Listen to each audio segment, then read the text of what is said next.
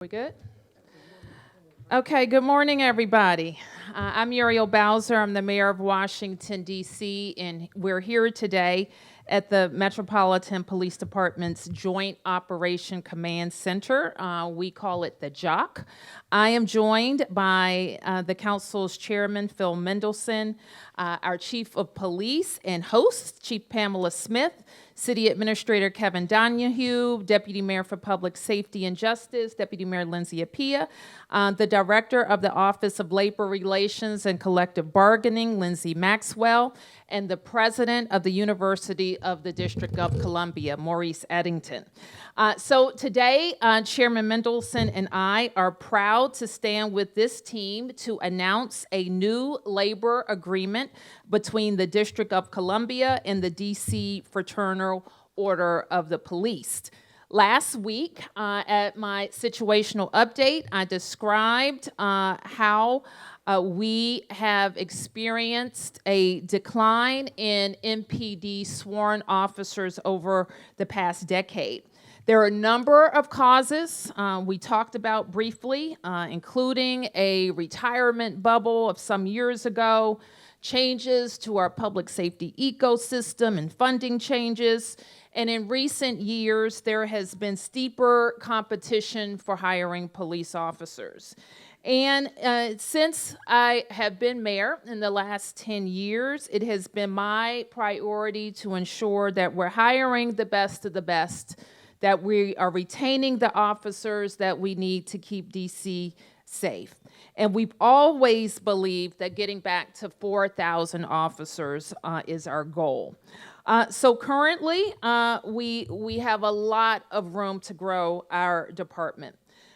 This year, we've hired 135 new recruits and welcomed 124 cadets into our pipeline. And we need to add hundreds more police. We're currently at 3,188 sworn officers. These numbers, our recruit numbers, reflect our ongoing commitment to building a strong and well-supported police force and a department that doesn't need to rely so heavily on overtime. And we know that our police, including their willingness to work overtime, are keeping our city safe and driving down crime. But we owe it to them and to all of the communities of Washington, D.C. to ensure that we have the number of people that we need. Having a strong MPD contract reflects our commitment to competitive compensation. So this agreement delivers a 13% pay increase for our officers, sergeants, lieutenants, and above, which will begin October 1st of this year. Chairman Mendelson, I want to thank you for agreeing to move emergency legislation at the council's September 17th meeting to approve this pay adjustment. For officers, your retroactive pay increases for that apply we will work very hard, and the officers will know what I mean when I say this, to get all of our internal processing done, updated, and correct so that we can begin issuing those retroactive payments by mid-December. These pay increases are part of a larger comprehensive strategy to recruit and retain and reward our officers. We will also be moving to significantly expand our take-home vehicle access program for officers who are DC residents. We currently have 160 take-home cars, and we want to expand that program by 100 cars. We are also strengthening our partnership with UDC to help our officers and their academy time count as a university credit. And I want to thank President Eddington, and I especially want to acknowledge and thank Chief Smith, who has worked with Councilmember Brooke Pinto, who included this provision in her Peace DC legislation that passed the council earlier this year. And we look forward to working with President Eddington and the UDC board to finalize this program. Today, I will also be issuing a statement of administrative policy related to another bill that's currently at the council that relates to what is called a drop program for police officers and firefighters. And this is another retention tool to keep our police officers and firefighters on the force beyond their retirement age. We will be asking the council to include other provisions to drop that's currently at the council, including removing the mandatory retirement age and expanding the senior police officer program to include lieutenants. We're going to keep listening to our officers, working with the council. We know that with all of the things that I just announced, that partnership with the council is incredibly important. We're going to make sure that Washington, D.C. is the best big city to be a police officer. And this is work that we're committed to doing together. So I want to end by saying thank you to the men and women of the Metropolitan Police Department and to you, Chief, for your leadership. They have a challenging job in normal circumstances. They've had an even more challenging job in the last weeks. They played an important role in driving down crime, not just over the last 2 weeks, but especially over the last 2 years. And we are so grateful for their work. So with that, I want to turn to Chairman Mendelson, and then we'll hear from Chief Smith, Dr. Eddington, and we'll be able to answer a few questions. Thank you, Mr. Chairman. Thank you, Madam Mayor. Good morning. So I want to echo everything that the mayor has just said about what our policy goals are here and what we are trying to accomplish with regard to public safety. I think the main message here is that the government of the District of Columbia cares deeply about public safety. We want to improve public safety, and we're looking for different strategies that will help with regard to improving public safety in the District of Columbia. I want to say that the challenge of the number of officers that we have in our force is not unique to the district. We see that with every police department in this region, and we see it with police departments across the country. And there are many different police departments in this region, as you know, and they're all struggling with recruitment. So we're looking for tools that will improve our hiring ability. The current recruit class, as I understand it, is slightly higher, a little bit higher than what it has been traditionally for the last several years. That's a good thing. That's a trend that we want to see grow. So we're looking for different incentives. This contract is important, and I just want to confirm what the mayor has said, which is that I will be presenting this contract to the council when we come back on September 17th, which I think is 2 weeks from now. I expect that the council will approve the contract. This is a different council than what we had in 2020. It's actually a different society across the country with regard toward its attitudes about public safety, and I fully expect that the council will be approving this contract on the 17th so that it can be implemented as quickly as possible. Thank you. Chief.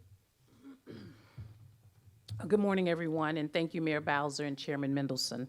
Today's announcement is a welcomed news for the men and women of the Metropolitan Police Department who deserve our greater appreciation for the work they do around the clock with keeping our cities safe. Over the last 2 years as Chief of Police, I've said time and time again that I'm always impressed by our members' dedication and service.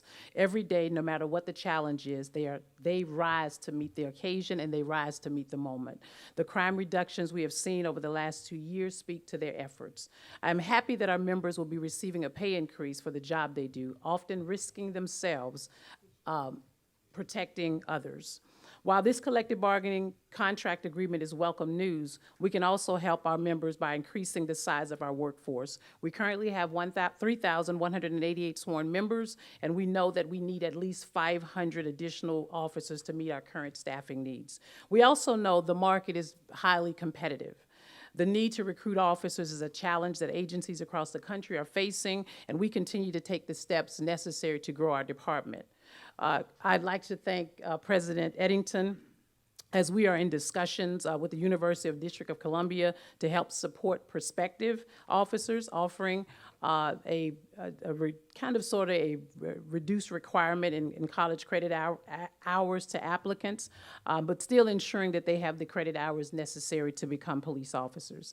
There is a reason why college credit hours are required. However, we are not eliminating that requirement, but we are offering additional incentives to achieve that. The announcement of the collective bargaining agreement, the college credit incentives, as well as a take-home vehicle program will make our agency one of the most competitive in the region. If you know anyone interested in a career of service with the Metropolitan Police Department, please have them contact us. Visit joinmpd.dc.gov for more information on how to begin the application process. I also want to take a moment just to thank our recruitment team for the work they do to attract recruit officers from around the country. Our recruiters are hosting events at universities and military installations across the country. And I'd also like to thank our friends at UDC for their partnership. Thank you, Mayor Bowser. Thank you, Chairman Mendelson, for this great announcement today. Thank you, Chief. Dr. Eddington. Thank you. Good morning. I just want to express my high level of enthusiasm and thanks to Chief Smith, Madam Mayor, Chairman Mendelson. The University of the District of Columbia is very excited to play a role in helping the district in its efforts to retain officers. And as you heard, we are finalizing our partnership with MPD that will allow officers in the academy to receive what we call credit for prior learning. So some of the training and educational experiences that they receive while they're in the academy can be applied towards the credit hour requirement. And so what this will do is hopefully help the MPD be more attractive in its retention efforts. And so as president, we are very excited to continue to strengthen our role as the district's safety partner. Thank you.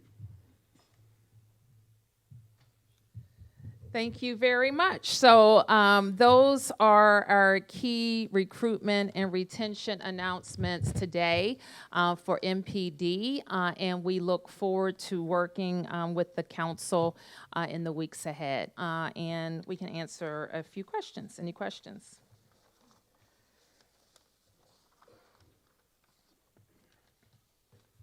Yes. On the 13%, is that phased in? On the 13th? The 13%, Oh. is that phased in over 3 years as it's laid out in the auditor's ruling? Well, it covers fiscal years 24, 25, and 26. So when you add those together, it starts on October 1, all of them. So it's a 13% raise on October 1. And when I say October 1, that means everything and all our systems, IT systems, personnel systems, financial systems, working exactly right so we can begin on October 1st. And then are there any changes as a result of this in the disciplinary process that the union have been asking for? This affects the CBA only. Any other questions? Yes. I'd like to ask the chairman of the council, you just said a moment ago that this is a different council than we had in 2020. Mr. Chairman, could you tell me what you mean by that? Since the council and the legislation that it passed in the wake of George Floyd has been criticized more recently for its liberal laws. What did you mean when you said this is a different council? And if you would step to the mic. You don't want me to speak off mic, Tom?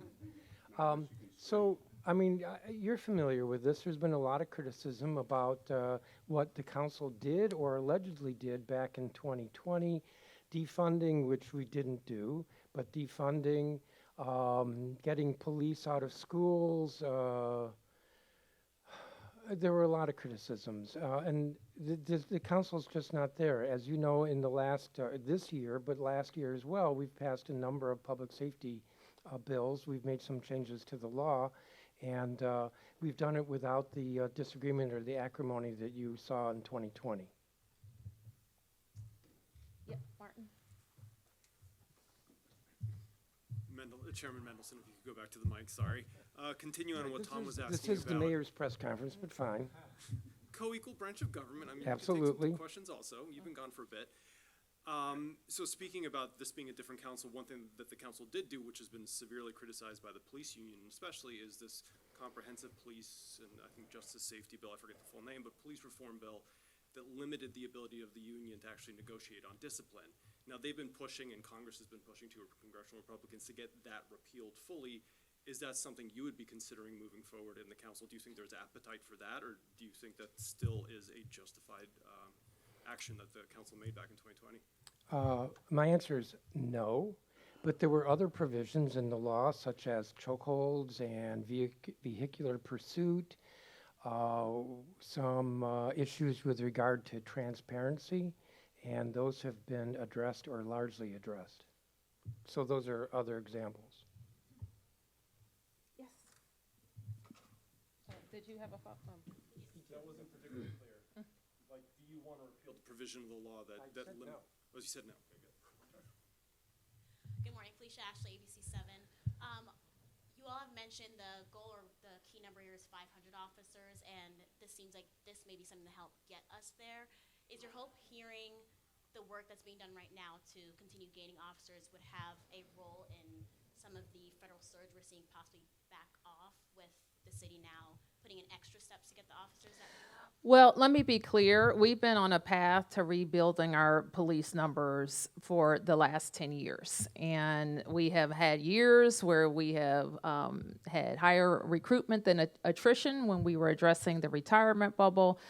We put in place housing incentives, signing bonuses, and everything should be on the table in terms of how we increase the number of officers we have. So absent any federal action, we need to add to our police numbers so that we can relieve our officers of the demands of overtime that they're currently experiencing. That they do, and they do willingly, because they know when the chief calls on them to deploy them and they're needed, they show up. But from a management perspective, certainly that's not the most efficient way for us to run a police department. So we want to make sure that we're adding the officers that we need. Yep.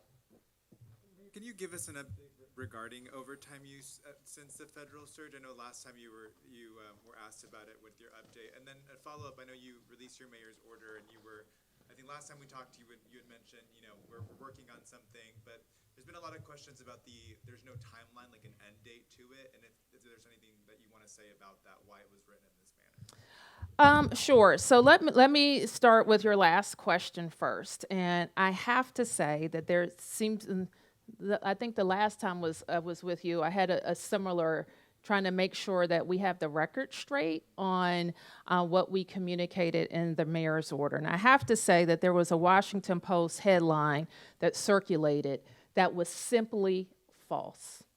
I went back, I reread that order, and then the hundreds of words that were in that order, there was no mention of welcome or welcoming. So that headline was false. And sadly, I think it was intentionally misleading. Let me tell you without equivocation that the mayor's order does not extend the Trump emergency. In fact, it does the exact opposite. What it does is lays out a framework for how we will exit the emergency. The emergency ends on September 10th. The only way it can be extended legally is by the Congress. So I want the message to be clear to the Congress. We have a framework to request or use federal resources in our city. We don't need a presidential emergency. Yep. Sure. That's pretty strong language. It's accurate. To say that the Washington Post Yep. intentionally had a misleading headline. It was misleading. Can you expand on that? I mean, I've that's a- said all I need to say, Mark. If they say that we were issued a statement that was welcoming, that is false. Mayor, you said it was intentional. That's what I caught me. How do you know it was intentional? Well, this is what I know. They changed it, so I think they recognized that it was false. But I'm not sure why you would write it in that way and choose to describe the mayor's order as a signal that it wasn't. What it is, as I explained in my situational update the week before, is a framework that we will use inside government to deal during the emergency and after the emergency. And that's a fact. You ask about the timeline. Some of my mayor's orders have end dates, and others are rescinded by a follow-up order. And that's how this one will be dealt with. Yes. Yes. There are obviously things in our current situation that the 30 days does not apply to. Like the federal presence here is under that March task force order. The National Guard is its own thing. But what would change with the end of an emergency that isn't renewed is that order put out by the Attorney General, the revised order, I guess, which had 4 directives, 2 of which, at least 2, involved immigration enforcement, directing the MPD to do certain things in advancement of federal immigration enforcement. Do you see, if the emergency is not renewed on September 10th, do you see a specific concrete change in MPD's approach to immigration enforcement or partnership with the feds when that directive expires? You're right to point out that the Home Rule Charter in the 740, which is implicated, compels me to provide MPD services for a federal purpose. The AG order specifically outlines some requested MPD services related to immigration enforcement, which is a federal purpose. Those expire with the presidential emergency. What we made clear in the mayor's order is there are federal agencies that we work with all the time that help us, whether it's in investigations or high-level crime investigations, that have helped us drive down crime in the city for decades. And our expectation is to work with those agencies. Yes. 2 questions. With the new 13% increase, can somebody say what the starting salary is now just for an officer? And then also you mentioned the signing bonuses and all that. Is that still in effect? And did that seem to be helpful? Chief, do you want to speak to that? The helpfulness? Yes, I think the certainly the sign-on bonuses are helpful, but it's more than just the sign-on bonuses. We also offered housing assistance.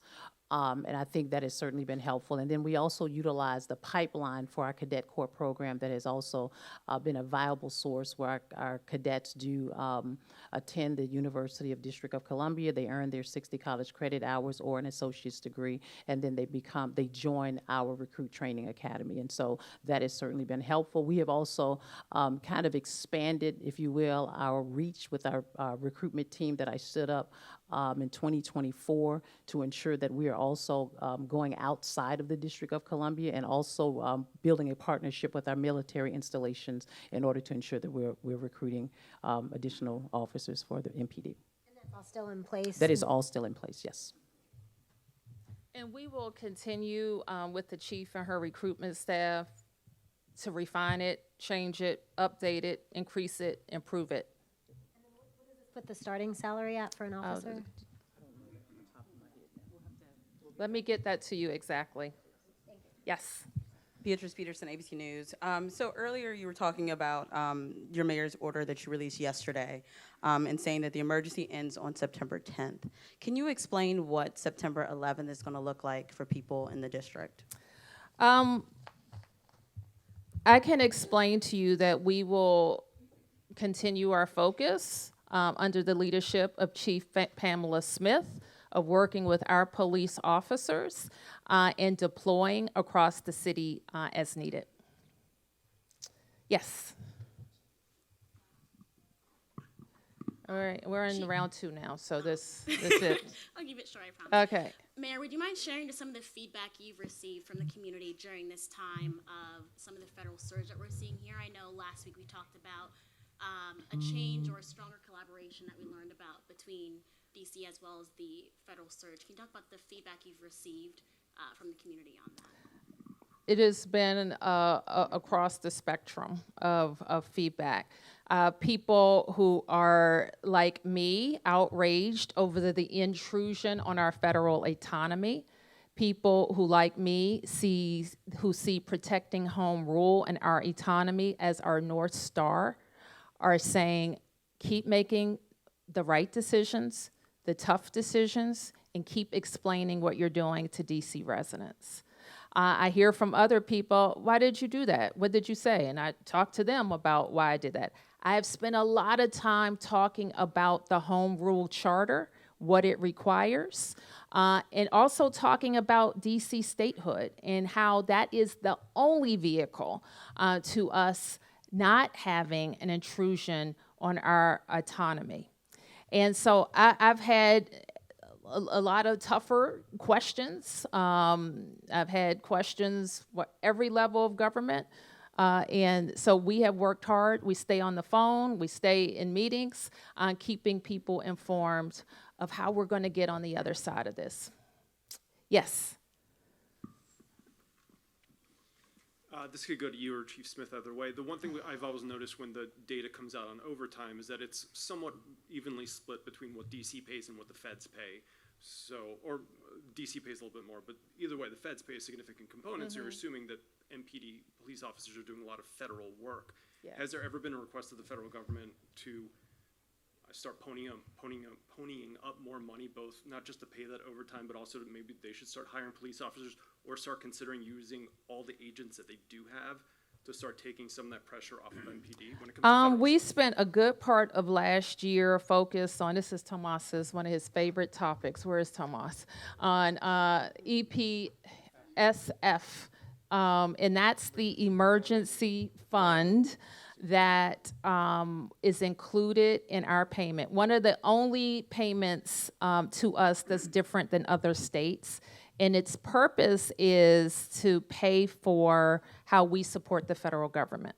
We support the Fed, and the chief can say this better than me. We support them in a lot of ways, including movements of the president, movements of diplomats, First Amendment demonstrations, which we saw First Amendment demonstrations take off after 2020 in this city, inaugurations, all manner of special events that require additional work.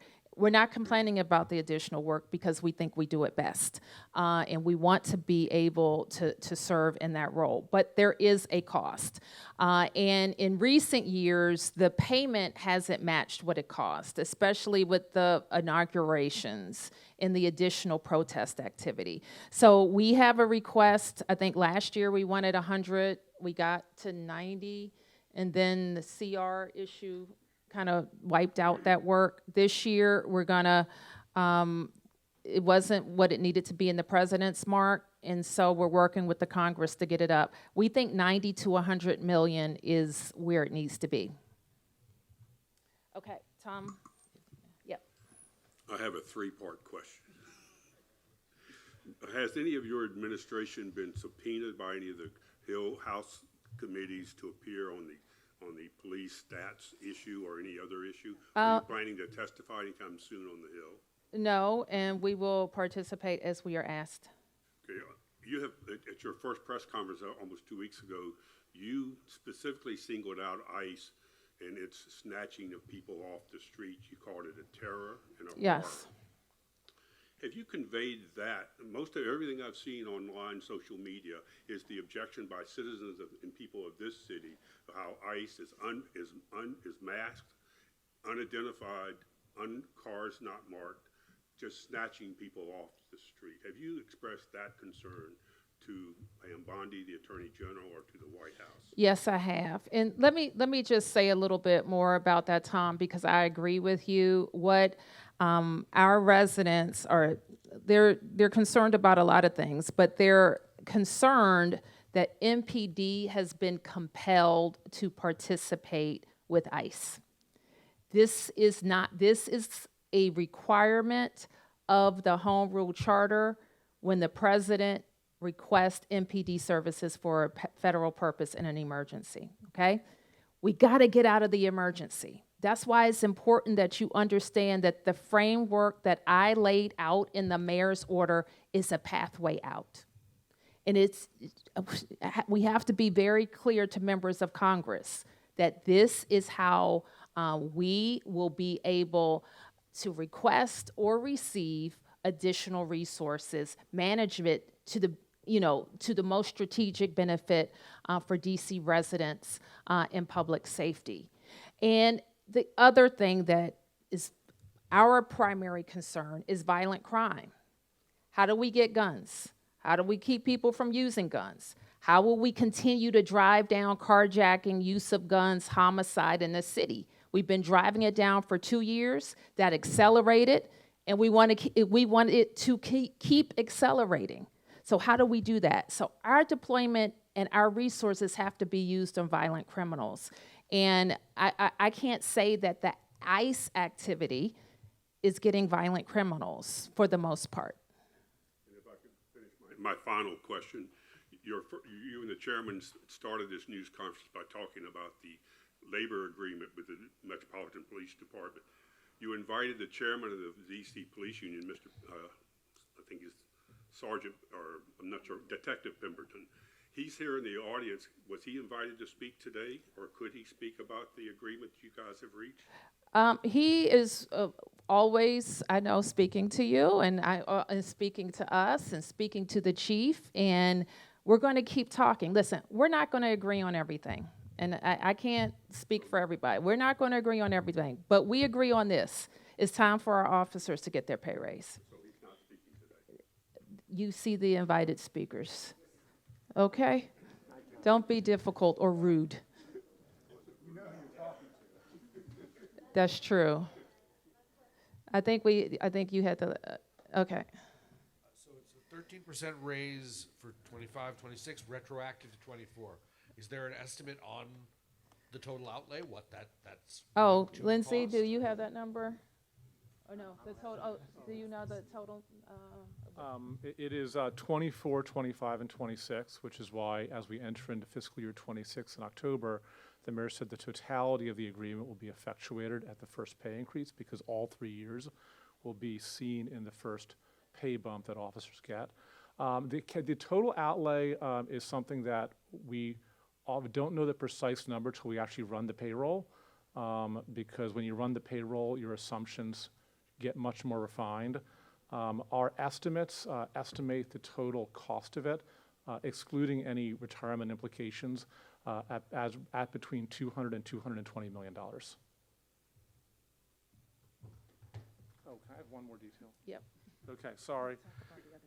In DC, we are unique, so when we pay for anything, we have to show how I pay for it over 5 years. So when I gave you that number, that is not just the cost of what will be seen in the pay increases, it's the cost of carrying those pay increases forward over our entire financial plan. So it's a 4-year total. So it's a 4-year total. So it's not the total amount for the first paycheck that folks get is not that. That's the 4-year total for our whole financial plan. And we put in the budget the ability to pay for the entire financial plan's worth of pay increases for MPD. Now, as context, we have 13 unions that we negotiate CBAs with. 13. Our 2 most expensive are police and teachers. We also have major unions that are with some of our just outstanding civil servants that are also waiting for negotiations and compensation. Fire, teacher aides, principals. At the end of this fiscal year, some of our office workers. So we are eager to be able to negotiate with all the unions. However, things like a CR delay what we can do, and the exiting or the downsizing of our federal workforce has a direct line to the revenues that we actually can use to be able to negotiate CBAs. So that gives you a context of that number, but keep in mind there are 13 unions, and probably once you get to October 1st, probably about 8 of them will need a negotiated new contract. Okay, Last question. If I could just I have a multi-part follow-up on Tom's question about the investigation into the crime data. Chief Smith, have you or any of your command staff been interviewed by the Department of Justice regarding their investigation into the crime statistics? We've had a few that, maybe one or two that have been interviewed by DOJ, yes. Have you personally been interviewed I have not. yet? Do you know if you will be? I'm not sure if I am. I will cooperate as I would expect anyone else to do it across the department. Yes, sir. Mayor Bowser, you've got a lot on your plate, obviously. Congress is back. Yesterday, House Republicans held a press conference. This morning, Senate Republicans will be holding a press conference, all talking about various pieces of legislation they plan on introducing that would have, multiple, everything from blocking the council's secret meetings that the press are not allowed to come to extending the crime emergency and numerous others. I'm wondering about your concern about all those different pieces of legislation you're going to have to fend off. At the same time, you could be facing another CR, and I'm wondering if you know if that's been resolved, that the language won't be the same as in the last CR. And then the budget is still with the Congress for their approval.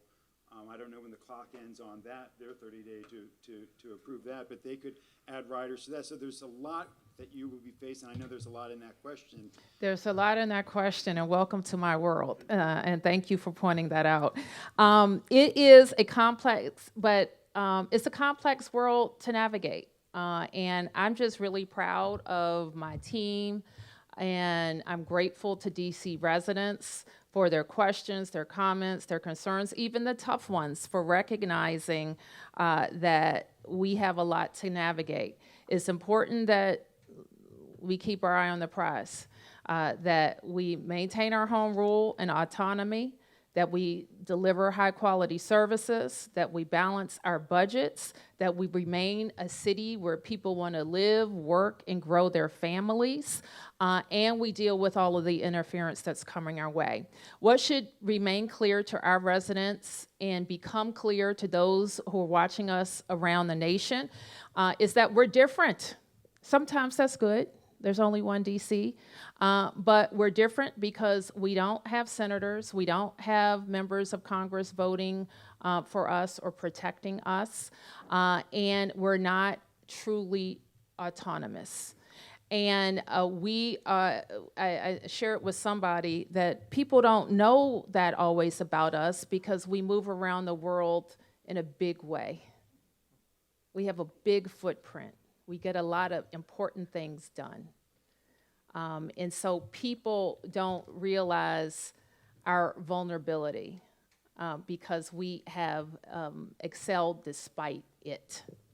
And it is a reminder to everyone that to make our democracy more perfect, the citizens of Washington, D.C. have to be fully represented. Thank you, everybody.